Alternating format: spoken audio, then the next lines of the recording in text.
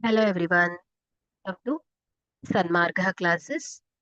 ದತ್ತಾಂಶಗಳ ನಿರ್ವಹಣೆ ಅಧ್ಯಾಯದ 43ನೇ ಪ್ರಶ್ನೆಯನ್ನ ಗಮನಿಸಿ.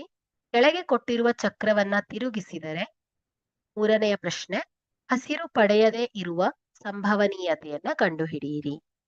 ಓಕೆ, ಸೊ ಇಲ್ಲಿ ಮೊದಲನೇದಾಗಿ ಒಟ್ಟು ಫಲಿತಾಂಶ. ಸೊ ಬೋರ್ಡ್ನಲ್ಲಿ ಒಟ್ಟು 8 ಬಣ್ಣಗಳಿವೆ. ಸೊ ಇಲ್ಲಿ 8 ಭಾಗಗಳಿವೆ ಅಲ್ವಾ. ಸೊ ಇಲ್ಲಿ ಹಸಿರು ಭಾಗಗಳು 5 ಇದೆ, ಕೆಂಪು ಭಾಗಗಳ ಸಂಖ್ಯೆ 3 ಇದೆ. ಹಾಗಾಗಿ ಇಲ್ಲಿ ಒಟ್ಟು ಫಲಿತಾಂಶ ಏನಾಗುತ್ತೆ, n of S is equal to 8. So ಹಸಿರು ಪಡೆಯದೇ ಇರುವ ಸಂಭವನೀಯತೆಯನ್ನ ಲೆಕ್ಕ ಹಾಕ್ಬೇಕು. ಹಸಿರು ಅಲ್ಲದ ಅಂದ್ರೆ ಕೆಂಪು ಭಾಗಗಳ ಸಂಖ್ಯೆ ಆಗತ್ತೆ. ಸೊ ಈ ಒಂದು ಘಟನೆಯನ್ನ ನಾವು ಎ ಅಂತ ತಗೊಂಡ್ರೆ ಎಗೆ ಅನುಕೂಲಿಸುವ ಫಲಿತಗಳ ಸಂಖ್ಯೆ 3 ಆಗತ್ತೆ.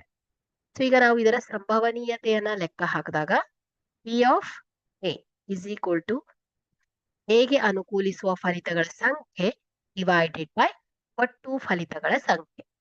ಸೊ ಎಗೆ ಅನುಕೂಲಿಸುವ ಫಲಿತಗಳ ಸಂಖ್ಯೆ 3 ಡಿವೈಡೆಡ್ ಬೈ ಒಟ್ಟು ಫಲಿತಗಳ ಸಂಖ್ಯೆ 8. ಓಕೆ, ಹಾಗಾದ್ರೆ ಇಲ್ಲಿ ಹಸಿರು ಪಡೆಯದೇ ಇರುವ ಸಂಭವನೀಯತೆ 3/8 ಆಗಿದೆ. Thank you.